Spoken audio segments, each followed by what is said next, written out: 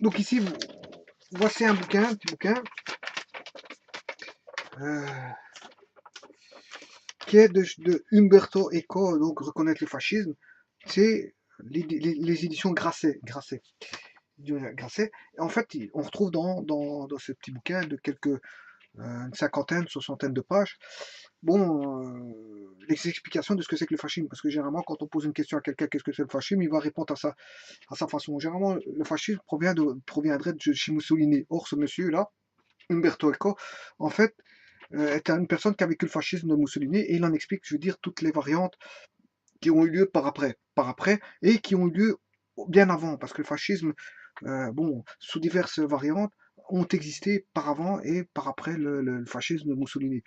Donc, et à ça, pour expliquer ça, il confronte certaines choses, hein, et il introduit des notions, je veux dire, telles que les phalangistes espagnols, l'impérialisme, le nationalisme, les idéologies quelconques philosophiques, hein, je veux dire, l'anticléricalisme, c'est tout des mots en isme, communisme, totalitarisme, enfin, bien sûr, on retrouve là-dedans des explications sur l'antimonarchie et bon, les référents, enfin, euh, les conséquences voilà, que ça peut apporter, l'antimonarchie. Bon, en fait, il confronte, hein. Généralement, si je parle de pacifisme, s'il a parlé de pacifisme, c'est pour confronter, je veux dire, voilà, aux notions diverses qui font les notions fascisantes. Voilà. Donc c'est pour ça qu'il parle ici, il parlera voilà, du populisme, crypto-communisme, hermétisme avec H-E-R-M-E-T-I-S-M-E, le colonialisme, la mythologie celle comme Graal, G-R-A-A-L, le mysticisme, le socialisme, l'irrationalisme, le pacifisme, le populisme, le syncrétisme, S-Y-N-C-R-E-T-I-S-M-E, le traditionnalisme qui avait lieu auparavant, bien avant, pendant l'époque romaine, hein, l'urfascisme, UR-fascisme, il parle des jacobins, il parle du fascisme républicain, le tréchianisme, le fascisme, le stalinisme, le nazisme, le marxisme, le diamat, D-I-A-M-A-T, et l'Ubermensch, U-B-E-R-M-E-N-S-C-H. Voilà, et alors il explique bon, les guerres permanentes, bon, les monarchistes, les antimonarchistes, voilà, le communisme, l'anticommunisme. Ouais, vous voyez, il confronte l'extrême droite, les coups d'État réactionnaires, les divisions, les réconciliations. Voilà, c'est beaucoup de confrontations, des oppositions pour expliquer, je veux dire, les concepts, je veux dire, des variantes du fascisme, en fait. Voilà. Voilà. Euh, Par exemple, de la réconciliation, il en explique que c'est la compassion, le respect, pardonner. Il dit que pardonner c'est différent d'oublier, rappeler ce qui s'est passé pour plus que ça recommence dans la réconciliation, voilà, euh, qui est contraire à la division, voilà. Et alors bon, ça nécessite un chef charismatique hein, je veux dire, les variantes du fascisme, chef charismatique, euh, voilà, avec euh, les impérialismes de conquête, qui ont eu lieu de tout temps, de conquête de nouvelles terres basé sur un nationalisme exacerbé.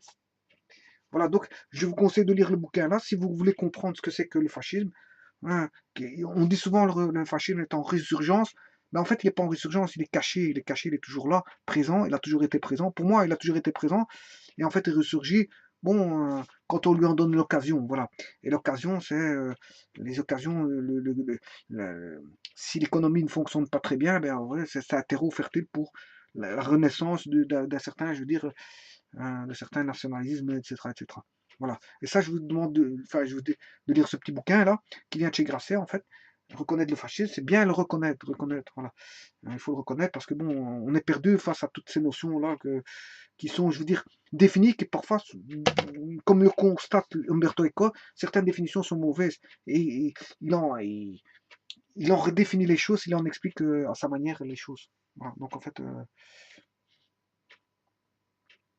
pour bien comprendre le fascisme, il faut, enfin, reconnaître le fascisme, il faut lire son livre. C'est ça que je veux dire. Il y a une cinquantaine de pages, ça va vite à lire, et vous comprendrez beaucoup de choses par rapport à les ondits, les ondits, ce qu'on croit et ce qu'on pense et ce qui est dit comme, ce qui est dit dans ce bouquin, et qui est une référence, qui est une thèse en fait, une thèse qui explique beaucoup de choses. et pour qui permet de reconnaître le fascisme après avoir lu ce bouquin et de ne pas dire raconter n'importe quoi, de dire que le fascisme, enfin, que le fascisme c'est ça, c'est ça, c'est ça, voilà, alors que c'est toutes des composantes qui font que je veux dire, c'est comme des règles du jeu, hein, on a des règles du jeu et on a différentes composantes et ces différentes composantes des bribes de règles identiques, mais non pas toutes les règles identiques. Voilà, toutes les règles ne sont pas identiques, mais des bribes de règles identiques. Donc fatalement, hein, je veux dire, elles sont de famille, elles sont de famille. Mais il faut pouvoir reconnaître et scinder qui est quoi.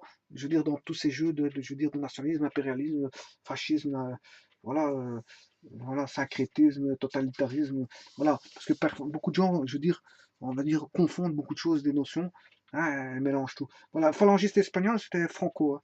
Et alors, bon, apparemment, fascisme, c'est fascisme de Mussolini, voilà. Voilà, et il en explique pas mal de choses, et il fait des oppositions, hein. Donc, fatalement, si on parle il parle de beaucoup de choses, beaucoup de choses.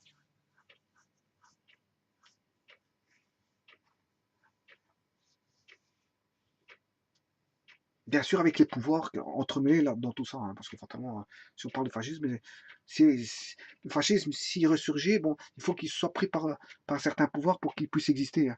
Donc, en fait, voilà, si le fascisme est pris par un pouvoir, mais peut-être il peut manipuler, je veux dire au travers de la culture, je veux dire des médias, je veux dire de comment est-ce qu'on appelle ça, de pouvoir judiciaire, pouvoir militaire, etc. Tout peut être manipulé pour, je veux dire, que la population, je veux dire, soit je veux dire, pris dans l'engrenage de, dire de philosophie malsaine, idéologie malsaine et philosophie malsaine, et euh, voilà, voilà. Et donc ça existe toujours, mais parfois il y a une résurgence, parce qu'en fait, euh, il y a des conditions qui font que le terreau est propice à ça. Voilà. Voilà. Et pour éviter de mélanger tout mélanger, ben, en fait, il faut lire ce bouquin, et vous comprendrez beaucoup de choses, et vous pourrez distinguer qui est quoi, et malgré les définitions du dictionnaire parfois qui sont mauvaises, ben, il attribue de nouvelles explications pour bien faire comprendre les choses. Voilà, dans le livre de Umberto Eco. Voilà, si vous voulez comprendre des choses, à lire. Merci.